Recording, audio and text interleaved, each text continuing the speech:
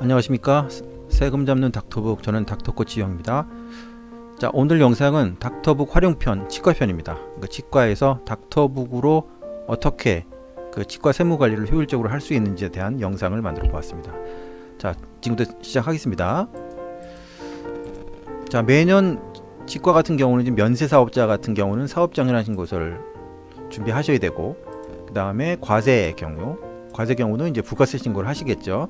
여기서 이 부가세 신고하는 의원 같은 경우는 면세 매출과 과세 매출이 혼합됐을 경우에 부가세 신고를 하게 되겠죠. 그 중에서 이제 가장 많이 하시는 이제 사업장 현황 신고에 대해서 말씀을 드리겠습니다. 사업장 현황 신고는 매년 2월 10일에 신고를 하는 거고, 신고에 대한 내용은 여기 나와 있죠. 수익 금액에 대한 정확한 거 신고를 원하는 거고요. 그 다음에 이 수익 금액이 이렇게 결제 유형별로 이렇게 세 가지로 나눠서 신고가 들어갑니다.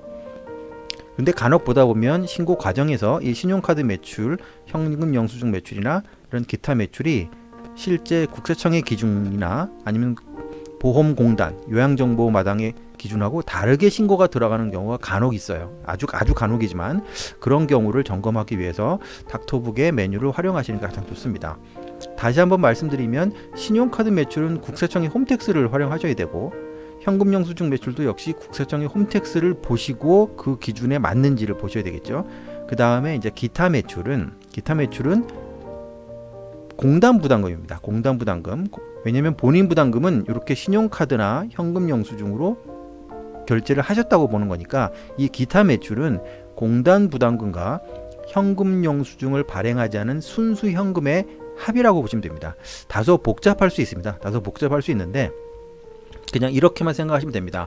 어찌 되었든 국세청에서는 우리가 사업장 현황 신고를 해서 이런 수익 금액을 신고를 하면 국세청 기준에 매출이 결정이 돼 있겠죠. 그리고 그 기준에 따라서 차익이 발생을 하면 매출 누락으로 의심을 받을 수도 있고, 반대로 우리가 본의 아니게 과다하게 매출을 신고하는 경우도 있기 때문에 저희가 항상 반드시 신고 전에 닥터북 고객분들한테 닥터북에 있는 매출 집계 화면과 비교를 해서 큰 차이가 발생하는 경우는 전수조사를 하십시오라고 얘기하는 겁니다. 따라서 오늘은 그 어떤 메뉴들을 쓰는지를 한번 같이 보도록 하겠습니다.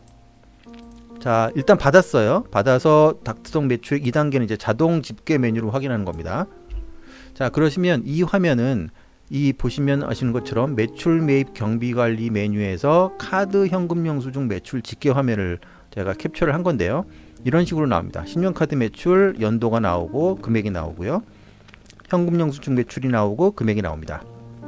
이 두 가지 금액이 이제 닥터북 같은 경우는 국세청의 자료와 거의 뭐 동일하다고 보셔야 되니까, 이렇게 국세청 기준으로 잡혀 있는데 이 기준 대비 세무사무실에서 작성해온 매출액이 차이가 발생을 한다면, 더욱이 차이가 많이 발생한다면 반드시 신고 전에 한 번쯤은 점검을 해 보시는 것을 강력하게 권해드립니다. 그래서 첫 번째는 이 닥터북의 매출 매입 경비관리에 카드 현금 영수증 매출 집계를 보신 다음에 그 내용이 실제 국세청 기준의 매출과 차이가 발생하는지를 봐야 되는데, 말씀드린 대로 저희 닥터북에서 자동으로 집계하는 이 금액은 국세청 금액과 거의 동일합니다. 동일하기 때문에 앞에 보여드렸던 사업장 현황 신고서, 세무사무실에서 준비해 오신 금액과 차이가 얼마나 발생하는지 이걸 보시라는 거죠. 그래서 일단 신용카드하고 현금 영수증 매출은 닥터북의 요 메뉴로 활용하시면 되고요. 자, 그 다음에 이제 보험 매출을 또 확인하는 금액이 있죠. 메뉴가. 자, 여기 보시면은 이번에는 매출 매입 경비관리에서 매출 집계 분석으로 들어가시면 이렇게 나옵니다. 요양매출, 요양급여죠. 이 요양급여에는 본인 부담금은 빠져 있습니다. 공단 부담금이 이렇게 들어가 있고, 요 내용들을 상세하게 볼 수 있는 화면은 바로 이제 보험 매출 집계죠. 이 보험 매출 집계에 공단 부담금의 금액들이 이렇게 표시되어 있습니다.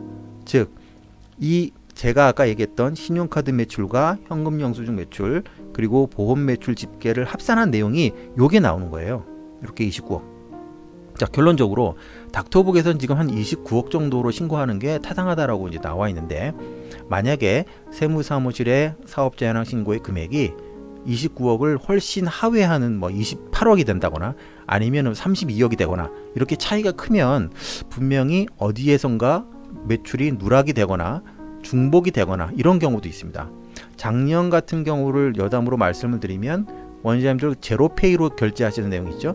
그 내용들이 누락이 되는 병원들을 몇 건 봤습니다. 하지만 이제 닥터북은 제로페이 같은 것들도 다 반영이 되기 때문에 닥터북의 그 매출 집계 화면을 한번 보시고 점검하신 다음에 신고 들어가시는 게 가장 이제 효율적인 방법이 아닌가라고 생각을 합니다. 자, 그래서 이 영상을 보시고 혹시 무료 체험의 그 경험을 한번 받아보고 싶다. 무료 체험은 저희가 이제 전화를 주시면 원장님 병원의 환경에 맞게끔 컴퓨터로 세팅을 해드리고 이제 한 달간 저희가 실질적으로 어떤 점검을 해드리는지를 이제 같이 과정을 밟아가는 과정을 저희가 무료 체험을 신청을 받고 있으니까 혹시 관심이 있으신 원장님들은 아래 번호로 전화를 주시면 저희가 접수 받는 순서대로 무료 체험을 할 수 있도록 도움을 드리도록 하겠습니다. 감사합니다.